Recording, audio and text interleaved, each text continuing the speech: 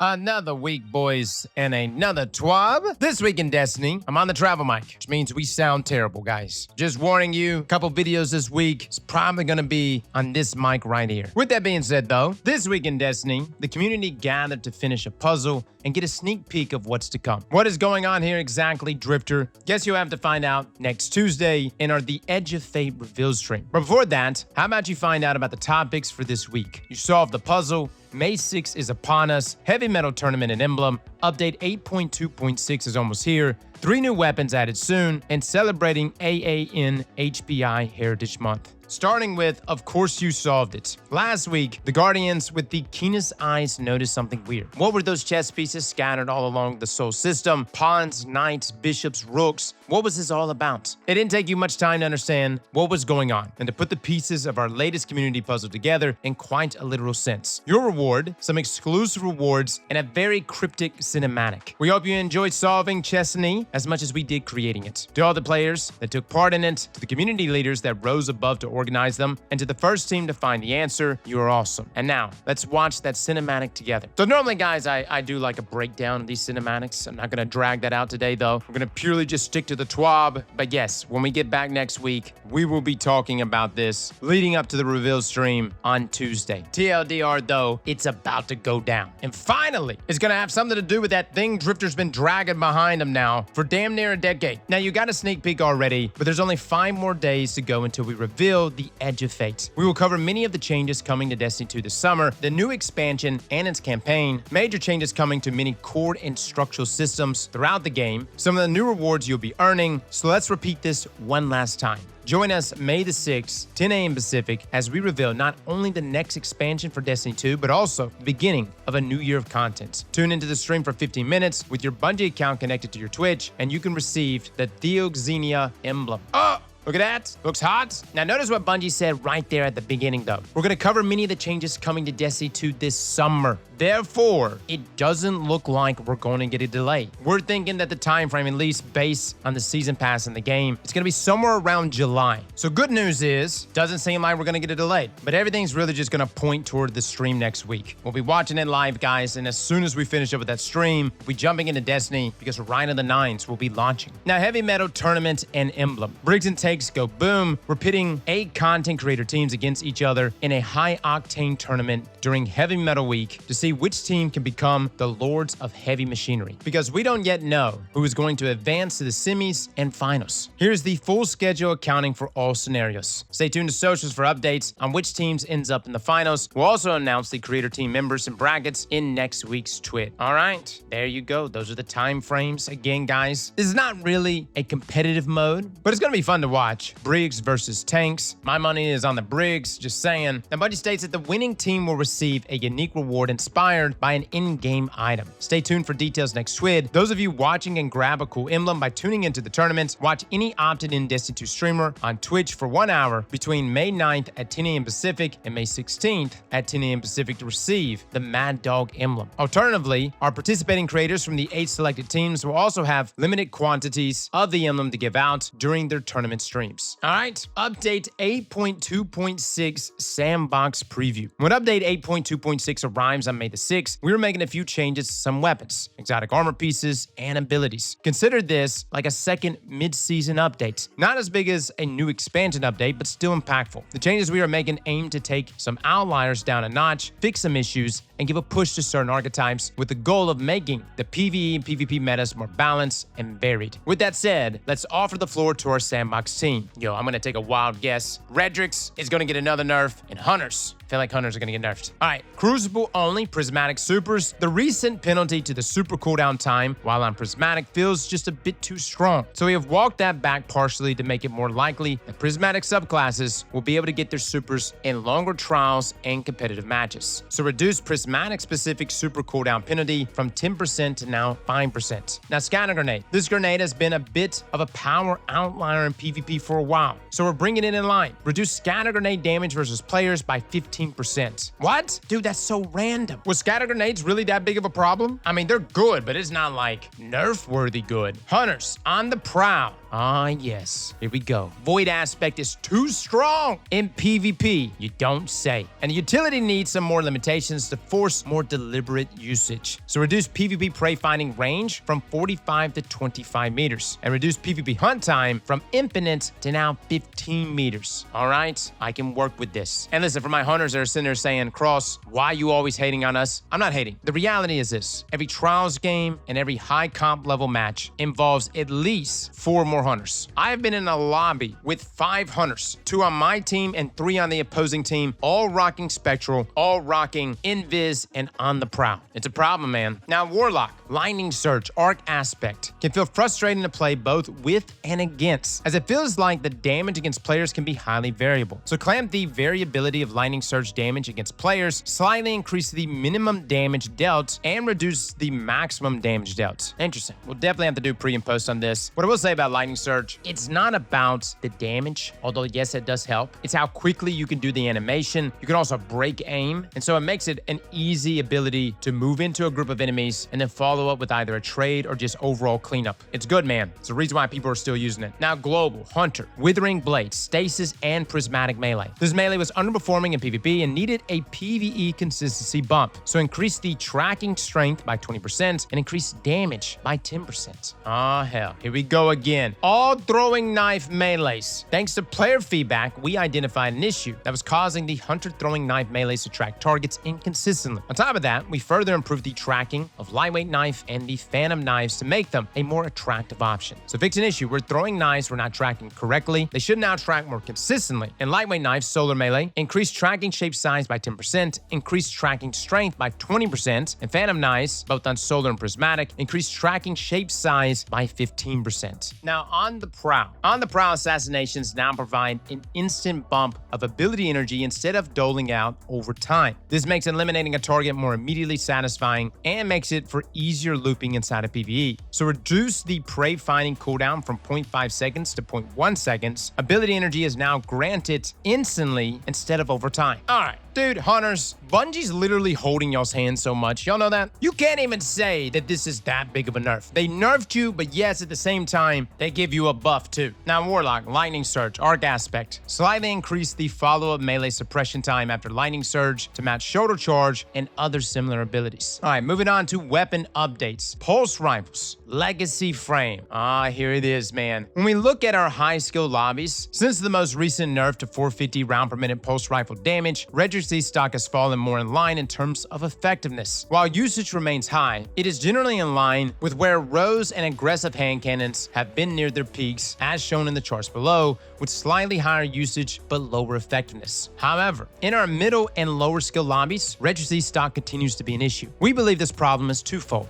a lack of competition from auto rifles and other pulse rifles in terms of forgiving mid-range options, and the Legacy frame offering slightly too much for the jack-of-all-trades playstyle. Similarly, our solution will be 2 parts. Reduce the ADS range of the Legacy frame pulse rifle to match the damage fall-off scale currently used for high-impact pulses, and buff a handful of other weapon types: rapid-fire pulse rifles, high impacts, and precision auto rifles, and heavy burst hand cannons to provide more competition in our mid-range engagements. So the Legacy frame origin trait now reduces ADS damage fall-off scalar by 0.1. This reduces Battler and E-Stock's ADS damage fall-off scalars from 1.7 to 1.6, matching high-impact pulses. Also increase BXR Battler's airborne effectiveness stats from 10 to 21. And you can see right here below, guys, the usage stats of all of our different weapons. And I even will say in high-level comp, yes, you do run into Redrix, but you also run in a ton of Roses, Igneous, a number of Slug shotguns, even fusion rifles. But in terms of like primaries, I could see that Redrix is falling more in line with things like Criminal's Dagger, Igneous, Rose, those weapons. But it does make sense that in those mid to lower skill lobbies, Redrix just completely takes over. Which brings us to rapid fire pulse rifles. We wanted to bring another pulse rifle family up to compete with lightweights in terms of forgiveness without buffing their optimal time to kill. And rapid fires were a prime candidate. So increase base damage from 14.5 to 15, increase precision damage from 27.6 to 27.8. Let me just say, guys, rapid fires don't need a lot of help.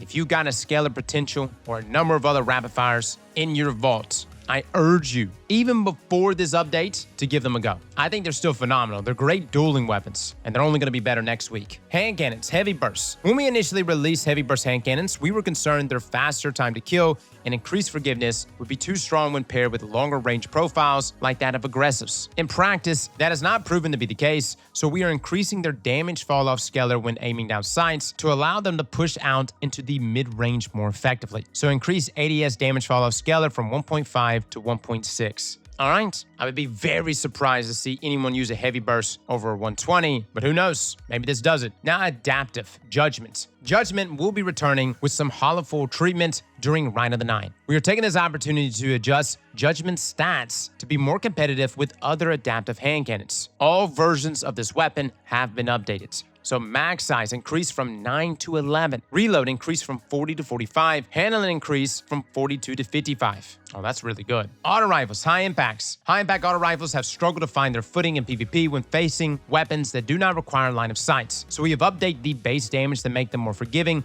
and to allow better interactions with smaller damage boosts in terms of reducing time to kill. So increase base damage by 4%. Body shot goes from 23 to 24, and crit damage goes from 41.4 to 43.2.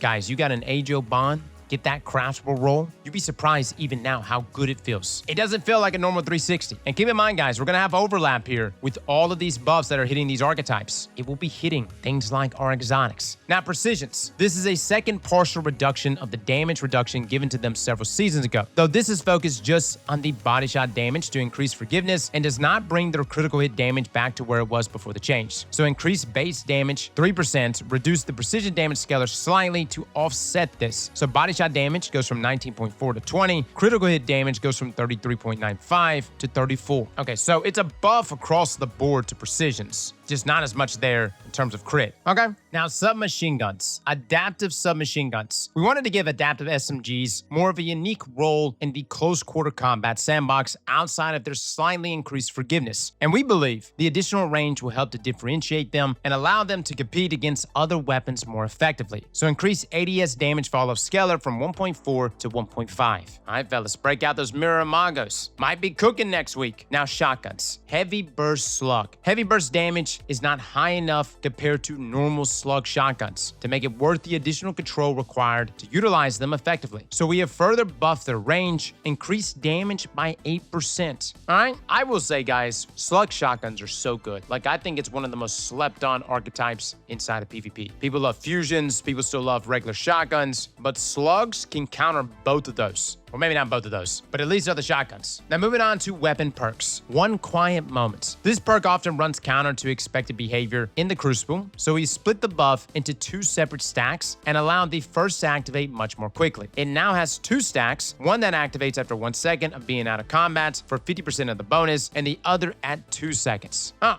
all right, that's pretty nice. Alacrity. While incredibly strong when active, Alacrity has nearly zero uptime in non-Trials Crucible playlists, so we wanted to give it some additional utility. We believe this will make it one of the strongest origin perks for Crucible in the game and should help to better position weapons from Trials of Osiris alongside the competitive playlist offerings. Now activates at reduced effectiveness whenever a teammate dies. Reaches maximum effectiveness when 2 or more teammates are currently dead. Oh, that's really nice. So again, Alacrity, guys, essentially bumps up a ton of different stats if you're the last living member of your fire team. Not something you can really take advantage of, unless of course your team is dead. This though will activate, although less effectively, when just one teammate dies. So if you got somebody that throws, kind of a good thing right now. Now, exotic weapons updates. Lord of Wolves. Oh boy. Lord of Wolves has been an absolute beast within the realm of PvE for many months now. Both Atheon and Templar have been shaken in their proverbial boots whenever Guardians readied their weapons for DPS phases. While we found Lord of Wolves was far outperforming where we wanted it to be, we decided to let it ride for most of Heresy for a fun little meta time period. With Rite of the Nine arriving soon, it is time to rein it in. So reduce hipfire damage in PvE by 30%. Honestly, I'm really surprised Bungie let it ride, and I'm actually happy that we got the time with it that we did. Yes, Lord of Wolves was busted. It wasn't necessarily game-breaking, but it far outperformed what it should have been doing. Now, Wrist Runner. Wrist Runner has long been a low-zoom outlier as far as SMGs go, so we wanted to bring it more in line with other options alongside the buff it'll be getting to range as part of the adaptive SMG changes listed above. So increase zoom from 13 to 14. Now keep in mind, guys, zoom doesn't have an effect on your range range anymore in terms of damage fall off, but it does help things like reticle stickiness, bullet magnetism, all those things at range. So therefore, this should make Wrist Runner an easier SMG to land shots with, at least inside of PvP. No, this doesn't really affect PvE all that much. Matter of fact, I wish they would just give it a PvE buff, because with things like Ergo Sum out there with Arc Conductor, I just don't use Wrist Runner really ever anymore. Now, Truth and Two-Tailed Fox. Rocket launchers rarely compete in Crucible as viable heavy options against linear fusion rifles and machine guns, but giving them more ammo from crates is not a decision we would make lightly. To test the waters, we have selected 2 exotic rocket launchers that will get additional ammo from heavy crates in PvP. So increase the amount of ammo pickup from ammo crates in Crucible from 1 to 2. Dude, everybody's gonna be swapping to these exotics when heavy rolls around. Now in Lanthania, creating an ammo brick drained all of the weapon's energy, which prevented the player from creating 2 special ammo bricks when at 100% energy. We've adjusted the cost of the special ammo brick to 50% to allow the player to create another special brick if they desire. So creating a special ammo brick now only costs 50% energy. Reworded the vestigial alchemy trait description to be a little less confusing. Now, Finality's Augur. We've added some quality of life changes that should make using this weapon an overall smoother experience. Increase the duration that a target is painted to match the duration of the turret. The environmental target marker now marks additional targets that enter the zone after its initial creation, now grants an automatic reload from reserves after deploying a turret. Oh, that's really nice. Reduce the turret's self-damage by 85% and increase the turret's damage by 10%. Oh, let me just say, this is one of my favorite exotics in the game. No, it's not the most meta thing, but it is super unique. Now moving on to armor updates. Hunter, Radiant Dance Machines. The goal of Radiant Dance Machines rework was to introduce a new style of gameplay into PvP, centered around aggressive, close-range play with primary weapons. While this has happened in practice, and we have received a large amount of feedback that the playstyle itself is fun to use, we need to make sure that at its peak, it is still in band with the other playstyles that exist in high-end Crucible gameplay. Unfortunately, due to the differences between input devices, the current tuning for Radiant Dance Machines continue to remain problematic on mouse and keyboard, while being significantly less effective on controller, the last word excluded, which has been addressed in the tuning specifically below. The usage reflects this, with Radiant Dance Machines seeing 45% higher usage on mouse and keyboard. Now, mouse and keyboard already benefits from having significantly higher aim assist, accuracy, and stability while hip firing than controller does, and stacking those benefits with the ones from Radiant Dance Machine is allowing some weapons to perform outside of their intended bounds. Long term, we want to investigate moving the 2 inputs to be more equal in terms of hip firing efficacy at base, but for now, we're going to significantly reduce the benefits granted by Radiant Dance Machines. We believe these values will still allow players to engage in hip-fire combat, albeit at a more limited range window and with additional investment needed in the form of perks or mods to achieve a similar level of strength. In addition, so that hunters don't have all the hip-firing fun, we are going to grant the hip-fire range and accuracy benefits for primary weapons post-reduction to an exotic each on Warlock and Titan, which will be discussed below. All right, so reduce the bonuses granted to primary weapons when hipfiring. Align the hipfire bonuses to range and accuracy with their values granted by the hipfire grip perk instead of legacy frame intrinsic perk. Reduce accuracy bonus for standard weapons by 60%. Reduce aim assist fall off distance bonus by 60%, and further reduce the accuracy bonus for the custom tuned exotic weapons, including the last word, by an additional 25%. As a note, based on the feedback we have received from mouse and keyboard players using the last word with Radiant Dance Machines, we are looking into tuning the specific penalties for that input device down a bit in a future patch to make the weapon more usable without requiring an exotic. Although dodge uptime is already lower on Radiant Dance Machines than it is with some other hunter exotics, we want to reduce the class ability refund benefit just a bit in PvP to make it less of a focal point of the exotic. So reduce the amount of energy refunded for defeats against players when you do not have full class ability energy from 33% to 20% to align it with the upper tier of the strategist perk. All right, so essentially what Bungie did with Radiant Dance Machines previously, because as you remember, at the beginning of the season, it was crazy with Last Word, and then they dialed it back, and now they're kind of spreading that out as like a blanket nerf, although not as severe, with Last Word still being one of the primary targets. Again, like I mentioned above, when a comp lobby is full of 5 to 6 hunters, they're all rocking on the prowl and spectral, going invisible, and they all happen to be using Radiant Dance Machines, even if it's not a problem, even if I sat here and said, it's not not that big of an issue. To Bungie, it's an issue because the usage numbers there are just too high. Now, Titans, Lion Rampant. Lion Rampant has long been a niche exotic, and since it already dealt with the hipfire and effectiveness, we thought they would be a great candidate for this buff. For a second buff, we are also allowing the airborne effectiveness bonus provided by the exotic to be active even when aiming down sights. So it is no longer limited to hipfire while airborne. Added the accuracy and range hipfire bonuses from Radiant Dance Machines to Lion Rampant for primary ammo weapons only. These hipfire benefits are always active, not just when airborne. The plus 50 airborne effectiveness bonus is now always active, not just when you're hipfiring while airborne. Yo, that's crazy. Guys, I don't think you realize just how crazy that is. That's going to affect everything. We're going to be able to fly and land shots with Lion Rampant even when aiming down sights. Now, Warlocks, Lunafaction Boots. Lunafaction Boots similarly sees low usage in Crucible, and when it does, it's almost always to show off an extremely long-range slug precision shotgun or a fusion rifle kill. While those instances are funny, we don't believe they are generally acceptable for PvP play, so we've reduced the range benefits while standing in an empowering rift for Crucible only. In its place, though, we have added the benefits to hipfire primary ammo weapons, which are always active. So added the accuracy and range hipfire bonuses from Radiant Dance Machines to Lunafaction Boots for primary ammo weapons only. These hipfire benefits are always active, not just when in a rift, and decrease the range bonus granted by the empowering rift by 50% in PvP to reduce occurrences of extremely long-range kills with short-range weapons like fusions and slug shotguns. Fellas, I'll take it. Bungie literally just gave 2 exotics, one on each of the other classes, the hipfire accuracy buffs. Lunafaction may not be my first choice. I think I would actually prefer this on, like, say, Transversive Steps, but that would have probably been too powerful. Either way, though, guys, this looks good. Now, 3 new rewards are coming with 8.2.6. As you know very well by now, we are reprising the Prophecy, Spire of the Watcher, and Ghost of the Deep weapon sets with new perks, additional traits, and a renewed look that includes a hollow version for those of you with the soul of a crow. We think you're going to love these weapons and their perks, so we won't be talking about those here today. Discovering by yourself what they have to offer will make them a bit more special. That said, we wanted to give you a little tease of what's to come, so how about we reveal the additional weapons coming to Iron Banner, Trials of Osiris, and Nightfalls. So Iron Banner, Nature Reclaimed, a solar lightweight scout rifle. It's got Killing Wind in the 3rd column, Outlaw, Hill Clip, Lone Wolf, Rapid Hit, and Shoot to Loot. Column 4, Desperate Measures, Kill Clip, Incandescent, Precision Instrument, Box Breathing, okay, Explosive Payload, Origin Traits, Iron Banner, okay? That looks good, man. When was the last time we actually got a Precision Scout? It's been a hot minute. Trials of Osiris, the Inquisitor. Oh my god, dude, everybody's gonna be farming for this. Arc Precision Slug Shotgun, Surus Foundry, Column 3, Envious Assassin, Lone Wolf, Offhand Strike, Loose Change, Perpetual Motion, Slide Shot, and Threat Detector. Column 4, Bait and Switch, Closing Time, Cascade Point, Fragile Focus, Jolting Feedback,